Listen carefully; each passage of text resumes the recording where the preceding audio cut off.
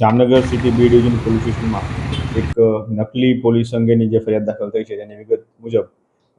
જે આ કામના ફરિયાદી છે તેમની પાસે એક સ્વિફ્ટ કલરની ગાડી જેમાં GJ27AS0912 સ્વિફ્ટ ગાડીમાં 3 લોકો આવેલા હતા અને આમાંથી 2 લોકોએ પોતાની ઓળખ રાજકોટ ક્રાઇમ બ્રાન્ચના પોલીસ કર્મચારી પોલીસ અધિકારી તરીકેની ઓળખ આપી હતી અને ત્રીજા વ્યક્તિ ત્રિલોક ન્યૂઝના રિપોર્ટર હોવાનું જણાવેલું હતું. આ ત્રણેય વ્યક્તિઓ દ્વારા આ જે ફરિયાદીને એની પાસેથી આશરે 50,000 રૂપિયા અને એમાં કોઈ પ્રોહિબિશનના એટલે કે દારૂના ખોટા કેસમાં ફસાવી દેવા બાબતના જણાવવામાં આવેલું હતું અને જો આમ કરવામાં નહીં આવે તો એના વિરુદ્ધ આ પ્રકારનો કેસ કરવામાં આવશે અને એની પાસેથી 50,000 રૂપિયાની માંગણી કરવામાં આવી. જ્યારે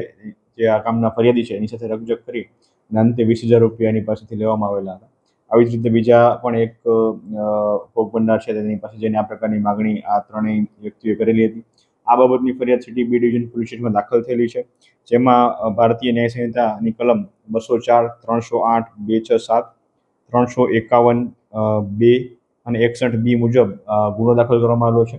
અને હાલ ત્રણેય આરોપીઓની અટક કરી અને રિમાન્ડની તજવીજ હાથ ધરવામાં આવેલી છે.